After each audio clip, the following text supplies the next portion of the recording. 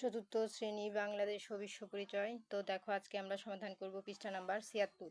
তো পরবর্তীতে অধ্যায় ১০ এই ভিডিও দেখার জন্য অবশ্যই সাবস্ক্রাইব মাই চ্যানেল। তো এটা হচ্ছে অধ্যায় ৯ ৭৬ পৃষ্ঠার সমাধান। আগের ভিডিওতে আমি এই ৭৫ পর্যন্ত সমাধান দেখিয়েছি, দেখে নিও। তো চলো আমরা টিক চিহ্নের সমাধানটা করে ফেলি আগে, এবং বলে রাখি চ্যানেলটি সাবস্ক্রাইব করে দিতে, কারণ সাবস্ক্রাইব করলে আমি ভিডিও আপলোড করলে অটোমেটিক তোমাদের ফোনে ভিডিওগুলো পৌঁছে যাবে। তো দেখো এখানে একে বলেছি নিচের কোনটি স্বচ্ছতার বৈশিষ্ট্য। তো এখানে কোনটি হবে? এই যে সঠিক উত্তর হবে ক। তারপরে দেখো তথ্য গোপন না করা। ২ নম্বর আছে অন্যরা আমাকে বিশ্বাস করে। এই বাক্যটি দিয়ে নিচের কোন গুণটি প্রকাশ পায়? সঠিক উত্তর হবে এই যে আমাদের খ নাম্বার, ঠিক আছে। তারপরে দেখো আমাদের খতে বলেছে সঠিক শব্দ দিয়ে শূন্যস্থান পূরণ করো। সততা ও স্বচ্ছতা মানুষের ড্যাশ গুণ। তো এর মধ্যে কি বসবে? চলো আমরা উত্তরটি দেখে নিই। এই যে দেখো আমাদের উত্তর, এই যে সততা ও স্বচ্ছতা মানুষের নৈতিক ও মানবিক গুণ। আর ২ নম্বর উত্তর হবে নিজ দায়িত্ব ড্যাশ পালন করব। নিজ দায়িত্ব সঠিকভাবে পালন করবে, এটা হবে ২ নম্বর উত্তর। ৩ নম্বর উত্তর হবে গুরুত্ব, এই যে অন্যের মতামতকে গুরুত্ব দেব। তো এই ছিল আমাদের সমাধান।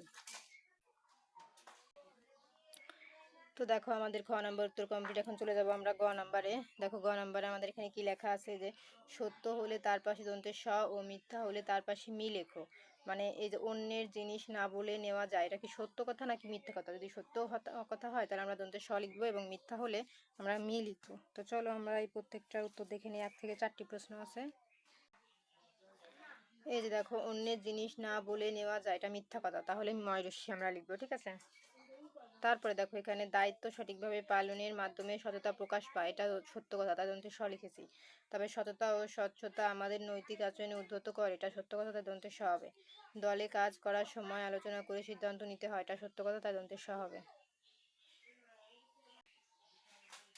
তো দেখো আমাদের কিন্তু এই গ নম্বরের সত্য মিথ্যা কমপ্লিট। এখন আমরা চলে যাব ঘ নম্বরের সংক্ষিপ্ত প্রশ্ন। ঘ নম্বরে আছে 2টা প্রশ্ন। সততার 2টি বৈশিষ্ট্য লেখো আর স্বচ্ছতার 2টি উদাহরণ দাও। তো চলো আমরা 2টি প্রশ্নের উত্তর দেখে নিই। এই যে দেখো আমাদের প্রশ্ন, সততার 2টি বৈশিষ্ট্য লেখো। উত্তর, সততার 2টি বৈশিষ্ট্য হলো ১ সবসময় সত্য কথা বলবো, এবং ২ অন্যের জিনিস না বলে নেব না। আর স্বচ্ছতার 2টি উদাহরণ হলো, এই যে স্বচ্ছতার 2টি উদাহরণ হলো ১ কোনো কাজ বা খরচ হিসাব গোপন রাখবো না, ২ গুরুত্ব সিদ্ধান্ত নেওয়ার আগে আলোচনা করা, ঠিক আছে। তো এটা হচ্ছে স্বচ্ছতার 2টি উদাহরণ। আমাদের ঘ নাম্বারের উত্তর কিন্তু কমপ্লিট। এখন চলে যাবো ম নাম্বার। ম নাম্বারে 2টি প্রশ্ন আছে, এই যে একে আছে সততা ও স্বচ্ছতার গুরুত্ব বর্ণনা করো। তো চলো আমরা 2টি প্রশ্নের উত্তর দেখে নিই।